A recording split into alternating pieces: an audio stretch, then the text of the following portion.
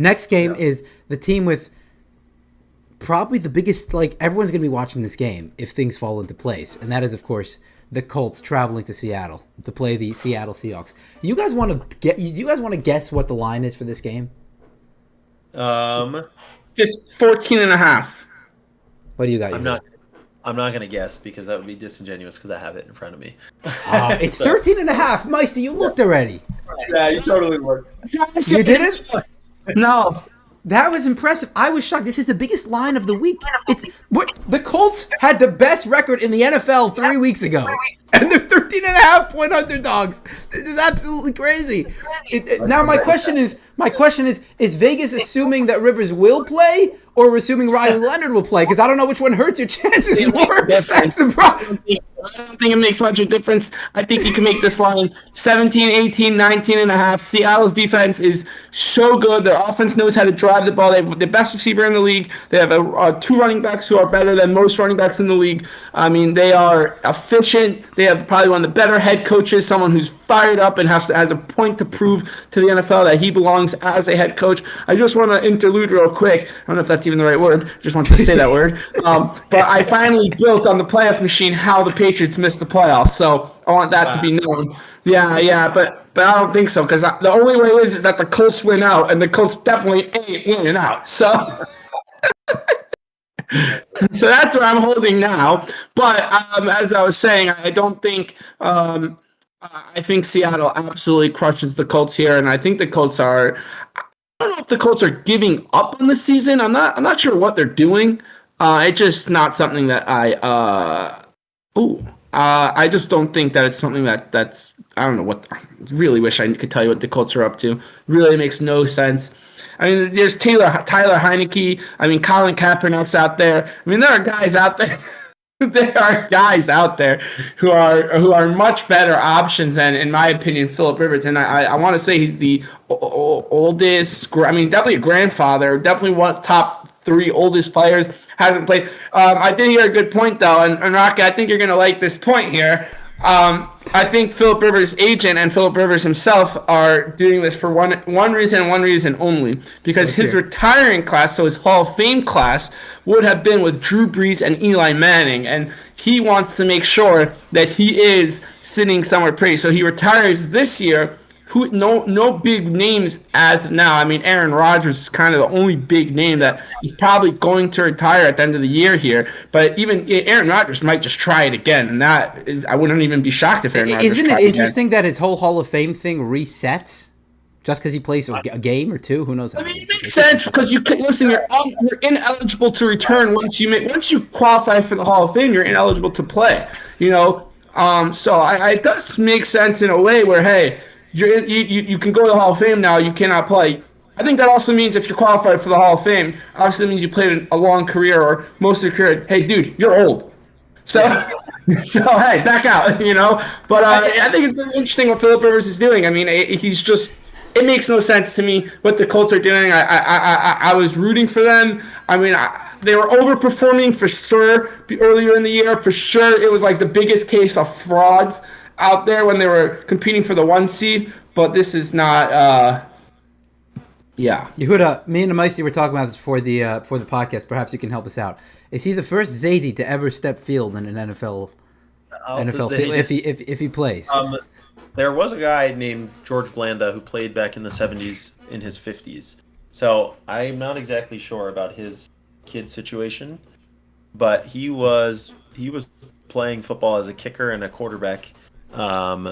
He played in 4 decades. That was his thing because he started in the 1949. He played in the 40s, 50s, cool. 60s, and 70s.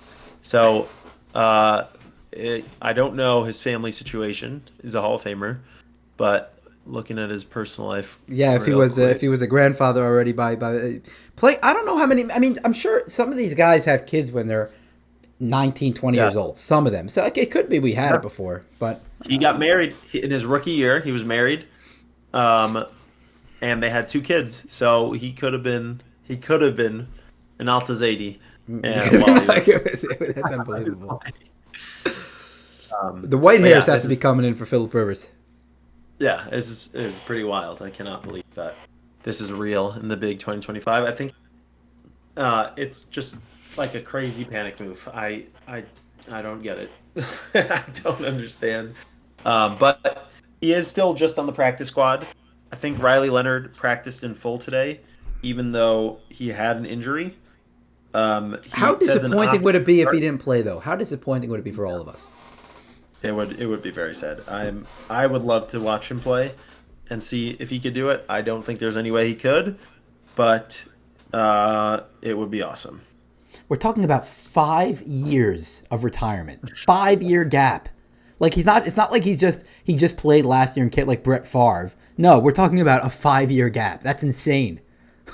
It's ridiculous. Yeah, Riley Leonard, full practice with a knee injury. I think he's going to play, but you never know. The Seattle defense will beat the crap out of you. So if he, God forbid, gets injured again, is Phillip Rivers coming in as the backup, or is Phillip Rivers coming in next week? Man Rivers. Unfortunately, though, I do think their team is cooked now, and like I don't think. I mean, obviously, it was. Meisty said it was they're the biggest fraud team. It was unexpected, I would say. Like nobody expected this, especially we were like to get Anthony Richardson to we thought the project Anthony Richardson was always going to be a project, and then to give up on him basically within a year and a half, 2 years. For Daniel Jones, we were all clowning them at the beginning of the season. Then they played awesome, so we were like, "What was your plan?" And then right when they tried to go for it, they were like, "Okay, we'll have Daniel Jones as our long-term guy. Let's trade 2 firsts for Sauce Gardner and really go for it this year." And they get Quinn Williams. It all fell apart, and it's just like it's brutal. But yeah, to call them frauds, I think it was just like based on our expectations, we didn't expect them, but they were like top 5 in like offensive efficiency and everything, and their defense was solid, and they were really good. Jonathan Taylor was really carrying the team. They were a legitimate team. They were really good, but the wheels start to fall off, and they the Dennis Miller, I forget the coach, but they are who we thought they were. They take some injuries. Yeah, they're like a fine team. They're definitely over. But I agree with you, but I agree with you, Yehuda. I don't agree with you, Meisty, that they were. Meaning, I think there were like similarities between the Colts and the Jaguars 2 years ago. Started 8-3, right, and then lost his last 6 games. You kind of saw a collapse coming. That was more based on Daniel Jones than anything. I don't think Daniel Jones was the engine behind the offense. Like Alec Pierce had one 40-yard play every game. He just seemed to have one big play every game. Pittman is a legit playmaker, a contested catch playmaker. Tyler Warren became like one of the best tight ends in football. Jonathan Taylor is a playmaker. Like they have a lot of playmakers on the offense. This is not a slouch of a team, even without a great quarterback. Like they're not going to be a pushover, and the defense played well for the most better part of the season. So even though Daniel Jones wasn't necessarily the engine behind it, and it was kind of surprising, and he played pretty well, like they have playmakers. They can do damage, and which is why I'm so surprised about a 13.5 point. I understand to give them 6 or 7 points, but 13.5 points. The Seahawks are great, but like Darnold also hasn't been playing well in 3 weeks. And Jonathan Taylor has not been playing well lately, and also. So I want to say I just the Colts are out of it. Let's just put it this way: most likely, with the schedule at hand and everything at hand, the Colts are out. They're done. So with a win, they go to 51%. With a loss, they go to 18%. It's a big leverage game for them. They're not winning. Let's just put it. What did you say? Yeah. If they win, they go to 51%. So they're a coin flip. If they win. If they lose, they go to 18%. It's a huge game for them. But they still, I think they still play the Texans and the Jaguars and the Texans again. I don't know why I don't have the NFL schedule pulled up. But the whole thing is Niners, Seahawks, Niners, Jaguars, Texans. The Texans game is huge. That's a gauntlet. But the Texans game is the game they need to win because that's the tiebreaker game. That's right. That's the team they're competing with. Texans, look, for example, the Texans this week. We say this, but the Texans this week play. The Texans this week will play the Cardinals. They will play in week 16. They have the Chargers. They have the Chargers. They have the Chargers. So the Chargers game, and if they win those 3, I don't know that the Colts game makes that much of a difference if the Colts aren't winning games either. And I don't really see the Colts winning games. So I really don't like the Colts here. I think they're saying that. So my question is here, okay, is Daniel Jones is probably not their answer next year. They're probably looking to go, right? They only signed 1 year, or is it a multi-year? I'll look it up. Okay, so No, it's also and he might not even, with a torn Achilles, he might not play next year. So where are the Colts going? What are they? 1 year. So next year they need a quarterback. Daniel Jones might be out for the whole season next year with this type of injury. I mean, or at least most of it. We'll see once the surgery and once the recovery starts. the Texans have the tiebreaker, by the way. That's the problem. So yeah, Kyler Murray.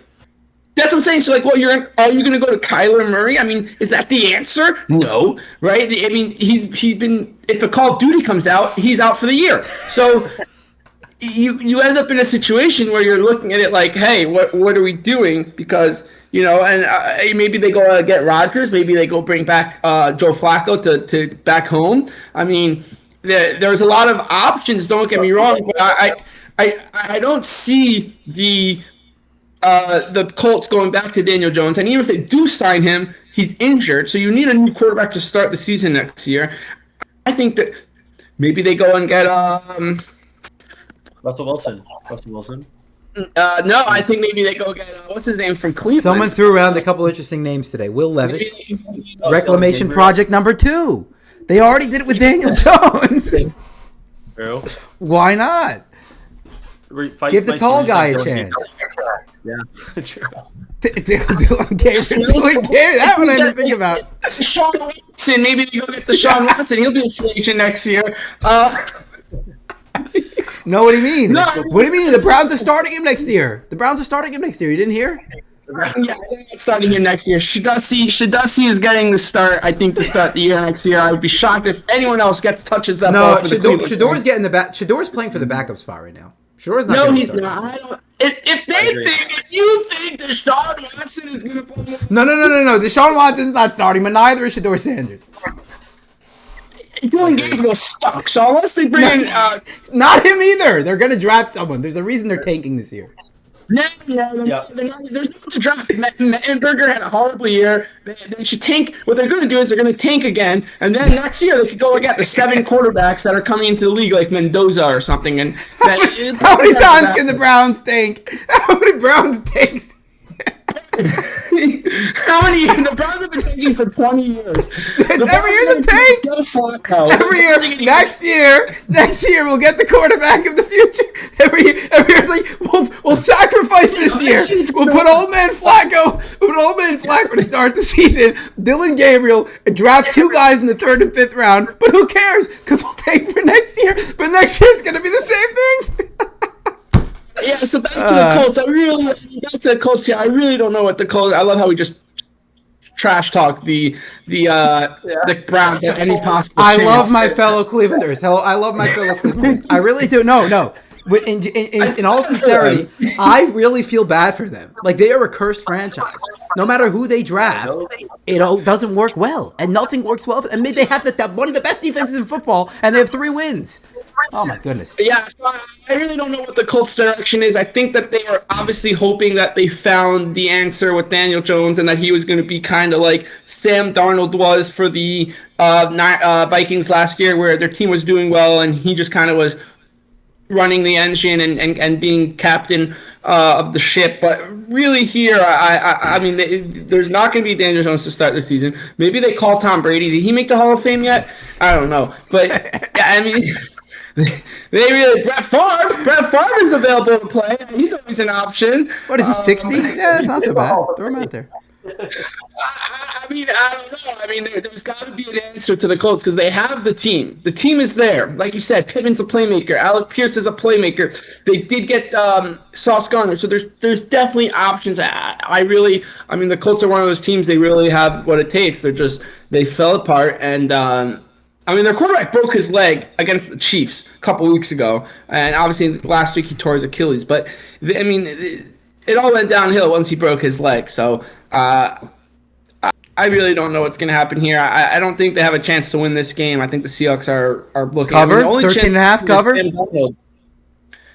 don't even think they cover. I think it's all Sam Darnold here that's looking to do his thing. No, you're saying the Seahawks cover 13 and a half. They might cover 30 and a half. I don't know. They might shut him out. You're talking about Phillip Rivers. The only people he's been throwing a ball to is his 1-year-old grandson.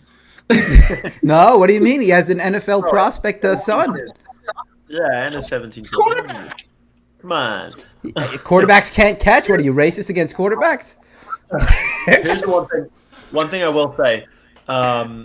With the Rivers story obviously being huge, and that's what's distracting the Colts.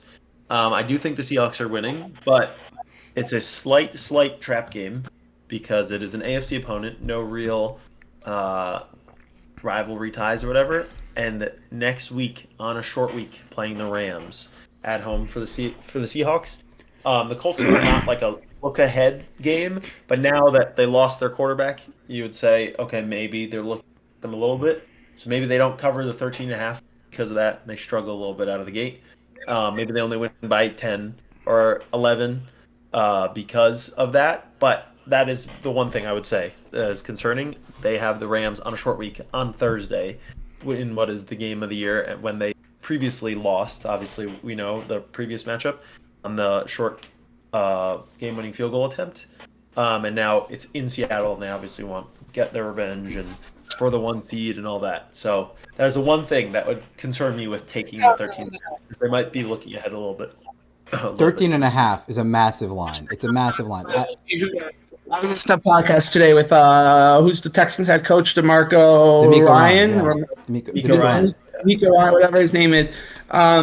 He actually said it best because they asked him about overlooking opponents and stuff like that, and he was like, if you're a good coach, it doesn't have to be a good coach. If you're any coach, there's no such thing as overlooking your next opponent. Especially, he goes, in basketball, it's possible because you play every night. You play, your guys are a little tired. He goes, dude, this is the NFL. We got 17 games. We got 17 games. We're all we ain't prepping for the team that we're playing to. We're looking at the game we're playing right now, this Sunday, this weekend. Who are we playing? That's our focus. Nobody in the locker room is like, well, we got this team the next week after, so we really have to like people are like saying that about the Rams and the Panthers. No, the Panthers just got, I don't want to call it lucky. It's any given Sunday. The Panthers are the most confusing team in football. The Rams should have crushed them. I mean, if you play that game 50 more times, probably the Rams win 47 of them. But that's the Panthers half their games this year. If they played their opponent 50 other times and they won the one of 50 that they would have. No, that's how it's been. So, again, he said it right. He's like, look, he's like, you focus on what's ahead of you. You do what you got to do. There's no overlooking this opponent that we're playing. Because he was saying about the Cardinals. They asked him about the Cardinals, and he was like, Jacoby Brissett's balling. You can't sit here and tell me that the Cardinals, they've been in a lot of close games. Yeah, they haven't been winning them, but they're not overlooking their opponent. They need to win games. We're here to win a game. We're not looking at, who are we playing the week after? We're focused on right here, right now, what do we got? So and he goes, and the Seattle has good coaching staff. So I don't think they're sitting there being like, and even Sean, I don't think Sean McVay sat there the whole week against the Panthers going, hey guys, we have to play whoever it is this next week. So, let's. He was focused on the Panthers. Panthers beat him weirdly. It happens, but I really don't, overlook. So that's why I don't think now you could say once they get into the game and they are beating them, 15-0 or 13-0, and then you could sit there and say, okay, Seattle's defense is crushing them. Let's rest up a little bit, take the running backs out, let Charbonnet play more, let other guys get involved more because we do have a game next week on a short week that we do have to be ready for. Let's not get injured. That can happen. But I don't think they're out there the whole week being like, yeah, we're not prepping for this game. They're prepped. Their defense is going to come and play. They probably shut them out. How many teams have been shut out by Seattle this week or scored less than 4 points. I mean, I think Seattle has like 3 shutouts this year. I mean, we can pull that up, but I think Seattle has multiple shutouts this year, and they're going to get the 1 seed. Seattle will get the 1 seed. There is no question about it. Now, actually, crazy, because if the Rams win this week, no question Seattle, about it. That's quite a statement. That's bold. Crazy is that the 5th seed Seattle, the 5th seed Rams right now can win and jump to the 1 seed. I mean, that's been back and forth. The 1 seed has changed more hands in the NFC, probably more than any year I've seen in recent times. I mean, it's always one team. They got it. It's the Eagles. It's this team. It's that There's team. no dominant team this year in either conference. That's where you're wrong, Rocky.